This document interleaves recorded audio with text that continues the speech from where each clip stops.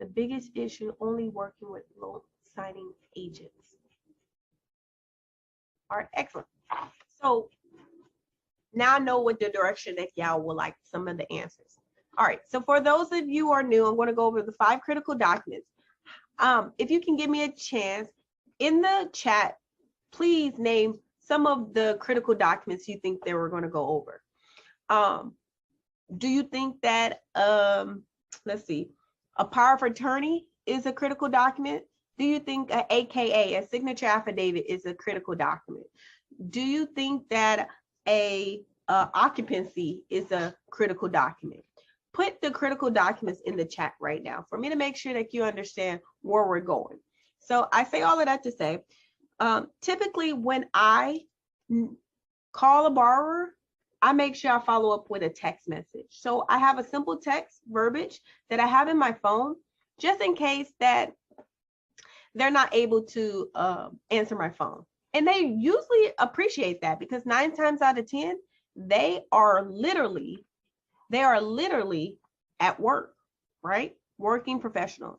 So I'll follow up with a message saying, hi, my name is Renee, and I am your loan signing agent. I am not a notary public, and I am a loan signing agent, and I am assigned to your case. And I just want to let you know that we are scheduled to be there at 6:30 p.m. on April the 1st, 2022. I just want to let you know that it may take about 45 minutes to an hour. So I would like for, the area to be signed at a table if that's something that you have to accommodate. We will sign in whatever color ink that is a part. Usually blue is, I would say, king. And if the confirmation says black, use otherwise. Certain states require a certain color, right? But the universal color, I would say blue, just in Miss Renee opinion, in my experience. And then lastly, I will make sure that I confirm the address. There has been a lot of times that I did not confirm the address. And I actually went to their office instead of their resident, or I went to their resident instead of the address, and there was some type of mix up. So one of the things is to make sure that you confirm the address before you get off that phone. Lastly, I let them know that if they have any question or concern, feel free, that I am reachable and I'm textable. They really tend to like that. I see the chat is actually blowing up. So that's great when it comes to critical documents. So we just talked about the script of what to say. Make sure you have your address, make sure it's the correct address. And sometimes if you have the loan documents, I would actually go over what is the vesting amount, right? So I would go over the vesting amount when it comes to them particular, because when it comes to the vesting, you don't want to make sure that the signing is going to be closed because of the fact that you forgot to go over the vesting, right? So I say all of that to say it's very important for you to go over the vesting, okay? So let's make sure that we go over the vesting if we have the documents in time, okay? Just in time. Some people may not actually have that. So I say all of that to say this is some of the things that you want to go over. So now that the chat is actually set for us, let's see what you have. We have the note, ding, that is correct. The AKA, I see that some people put the AKA. The AKA is called the signature affidavit. That is not considered a critical document in the thing. The settlement statement, the alter statement is, I would not call the critical document. Over that, I would call the CD as a critical document, okay? Let's keep going. Able to see that. I kind of showed you that on my Calendly opt-in form, but definitely it's not something that you need right now. It's something that you may aspire to get eventually, okay? Business cards and brochures, I showed you how important it is for you to get business cards and brochures.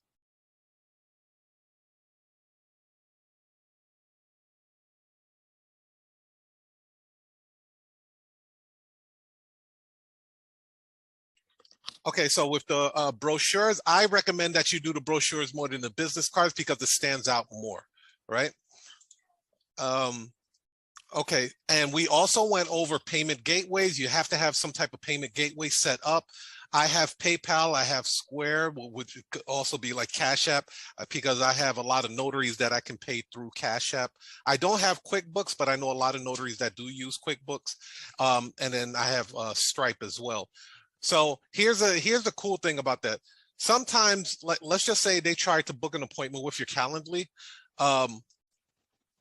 Don't ever let that sale go. Be sure that you get that person back on the phone, and if they tell you, hey, I'm having some problems processing my order to book an appointment, you can say, you know what, no problem. I can take your order over the phone. Believe it or not, customers pay over the phone. I get a lot of customers that pay over the phone. Just discard all of that valuable information that you have, like their credit card number, expiration date, security code. Make sure you discard all of that. It's not lying around for somebody prying eyes to see, right? So I do that once I get the information, and then I'll input it myself through PayPal or, you know, whatever other payment gateway I have. So be sure to keep that in mind. Never let the sale go.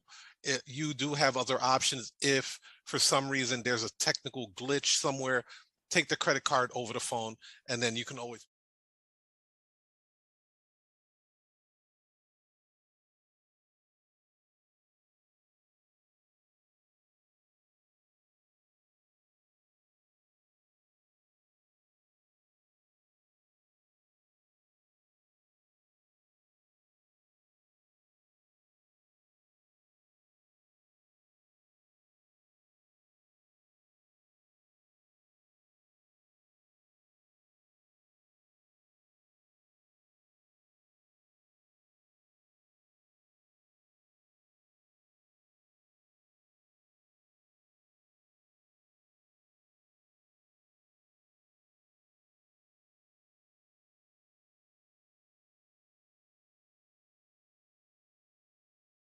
Out and spell it right. If they say you can't cross it out and spell it right, guess what? A redraw is going to happen. And now it's not guaranteed that you're going to get all the money that you was promised because you didn't conclude the signing. So certain steps to make you a great notary.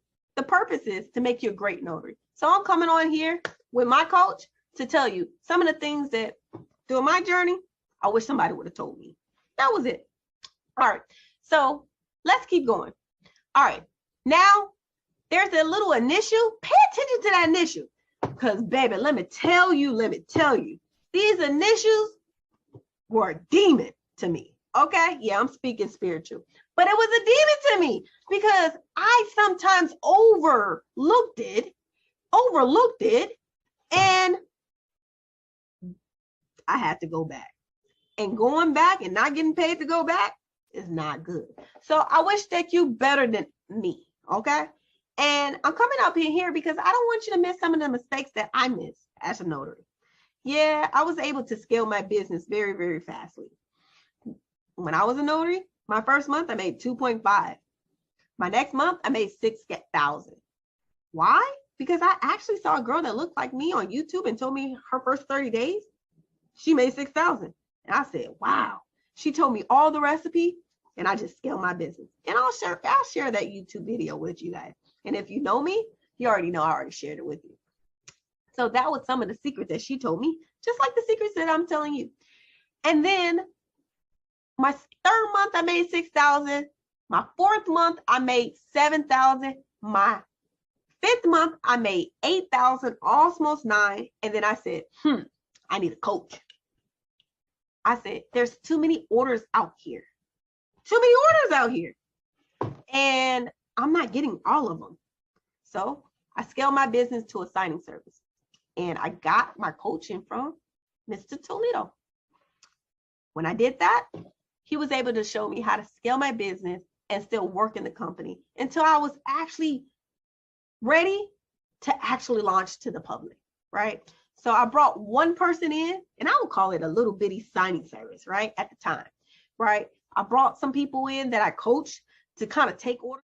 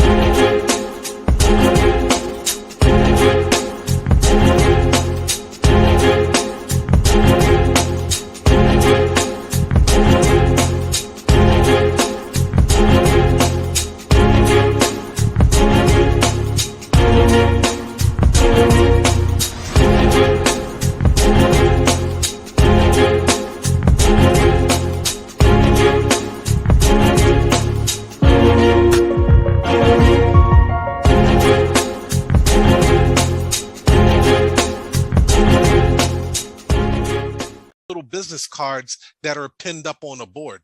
Somebody's going to go pull your phone number off your brochure first because it's bigger, it's larger, and it pushes everybody else to the side. That makes sense? So that is valuable right there. Assisted living, same thing applies. Hospice, same thing applies. Hospitals, again, you'll have the security guard at the front, or you'll have the receptionist up front, and then you may have to talk to a social worker to do that. Now, the trick is with nursing homes, hospitals, hospice, assisted living facilities like that, they do not have a notary on staff. The reason is they don't want to be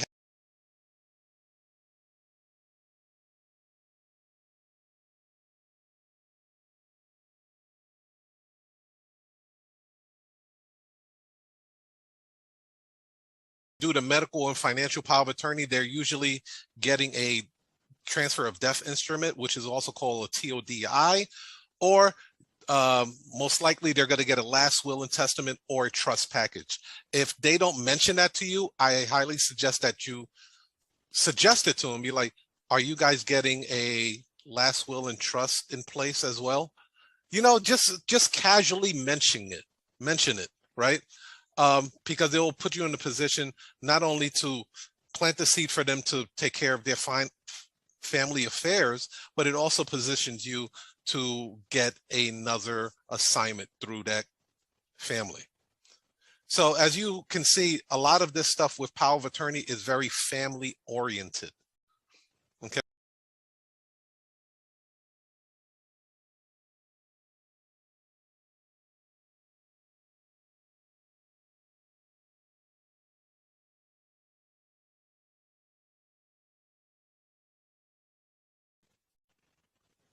And this is what they see.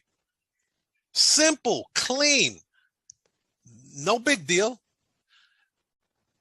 Hey, you want to save money on your next traveling notary service? Go ahead and get this free coupon that we have. Now, this is just a mock-up. I see the little error. It says the 20% off. We changed it to 10. But you can add images, you can add videos, you can add all kind of different things on there where you can entice the customers to want to give you your information. Remember, social media, the reason why, the first thing that they ask you before you can create an account is your email. That is the very first thing that they ask you before you can create an account, because they know they can remarket to you. They can remarket.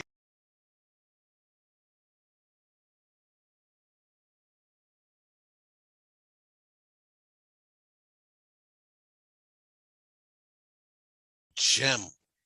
It is a gem. And I didn't realize so many people would want to sign up for just to say $10. They're like, man, maybe I should have increased the amount of money that they're saving. No, $10 is working perfectly.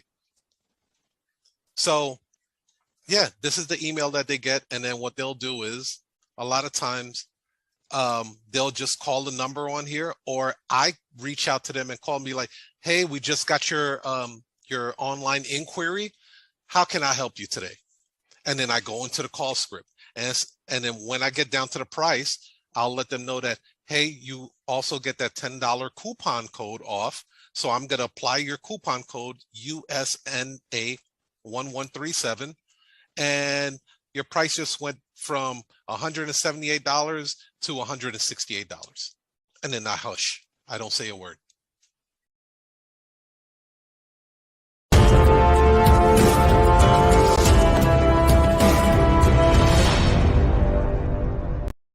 But I believe from the research that I've been doing, a voucher is going to be really, really powerful, more than the coupon code, because people like vouchers, people like credit, right? Things to get credited to their account. So I created with my notary agency logo right here. It's going to say like $30 off. Of course, I can always mark my prices up and then drop it down. That's why you always want to have high prices. If your price is too low, you can't offer discounts. And then if you can't offer a discount, your customers does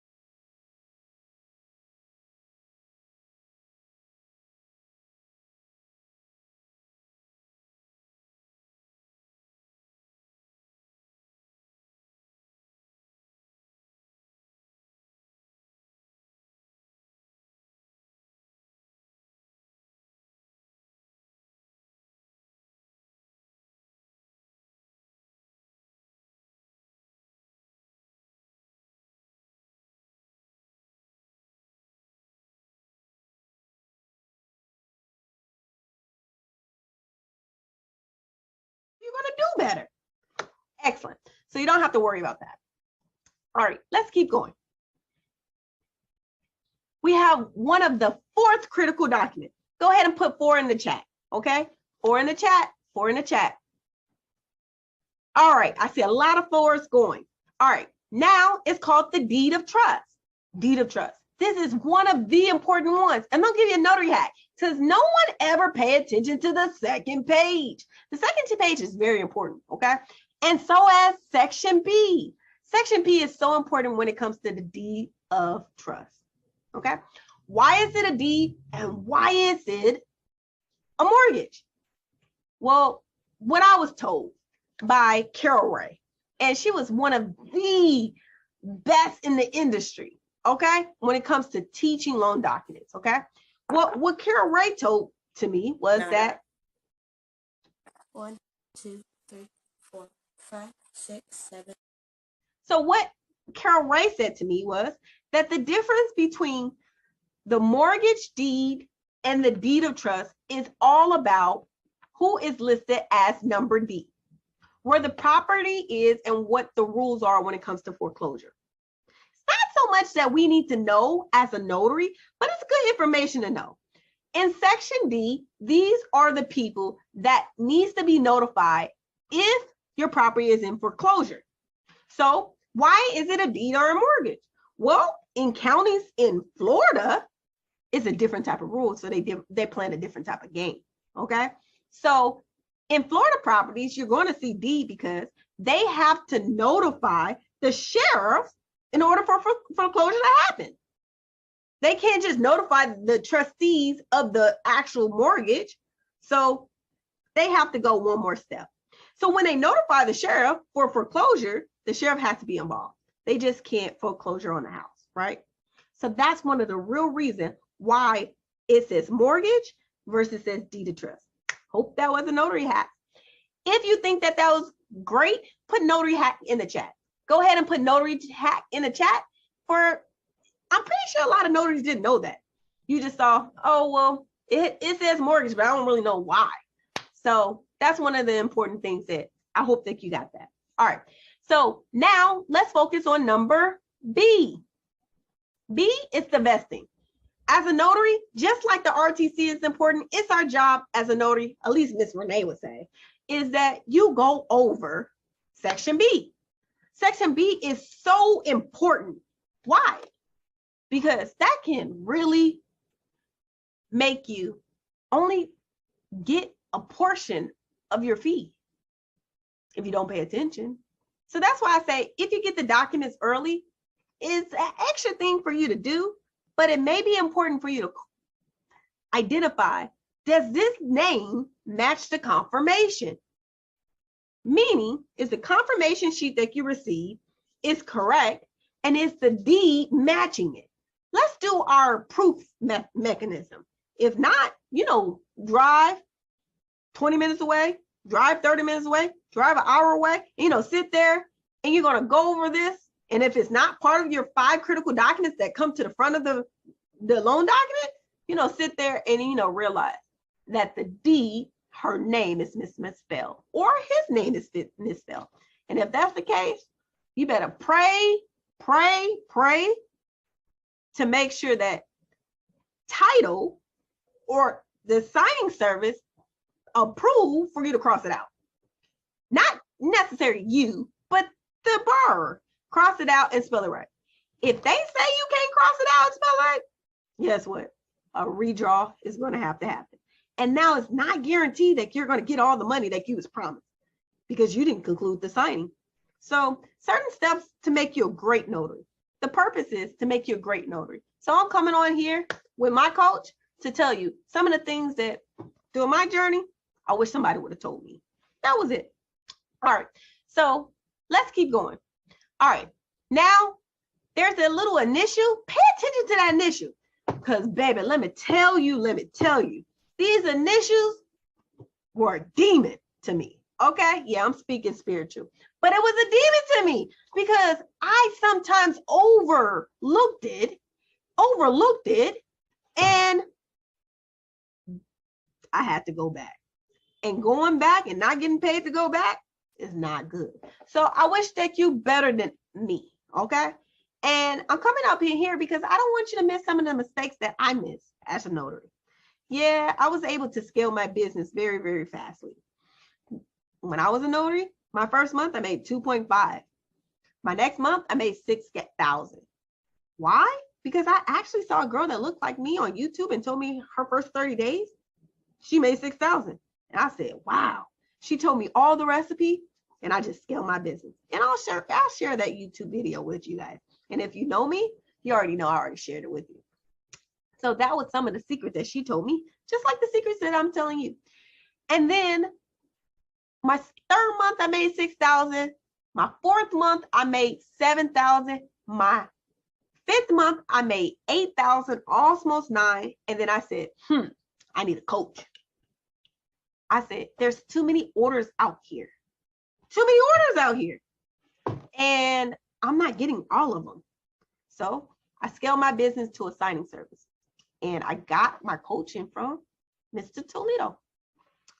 When I did that, he was able to show me how to scale my business and still work in the company until I was actually ready to actually launch to the public, right? So I brought one person in, and I would call it a little bitty signing service, right? At the time, right? I brought some people in that I coached to kind of take orders from me that was locally, and then locally becomes regional, and regional becomes nationwide. Someone told me, hey, do you have signings in Alaska? I said, okay. And then I realized Alaska terrain is very hard. So I stay out of Alaska. So if you're ever thinking about being a signing service and you want to be nationwide, don't go to Alaska. Because that terrain, notary's telling me if you fly me up the mountain, what you mean? And I'm in the military too, so you would think I know terrain. But man, those maps was a little bit hard. But I do go to Hawaii. So with that being said, we do offer signings in Hawaii. But let's get back to this, okay? So we're on page 2, you guys, page 2. If y'all like what I'm saying, if you really like what I'm saying, please show me some love in the chat. Put some hearts in the chat, and show me some love, because that's how more excited I get and more hacks that I drop. If y'all dry, I won't put no hacks, no more hacks. So show me some love, okay? All right, excellent. So now, second hack. This right here, how many people pay attention to the second page? Or you just fly through the 14 pages of the deed of trust or the mortgage, and you really don't pay attention to the second page? Well, the second page is important, you guys, because it's going to tell you if you have any writers. If the second page checks something, that means it's important in the writers. Who taught me this? My mentor and Kara Ray. So I'm telling you, Tara Ray was the GOAT, okay, to loan signing. And guess what? Laura, she's Judge Judy when it comes to notarization. All right. So if you don't know who those two people is, I promise you, you should learn from the best. All right. All right. So now, if you have writers here, what that means is, guess what? That you're going to have the next form after the packet. So let me ask you, does anybody know what a plan development writer is?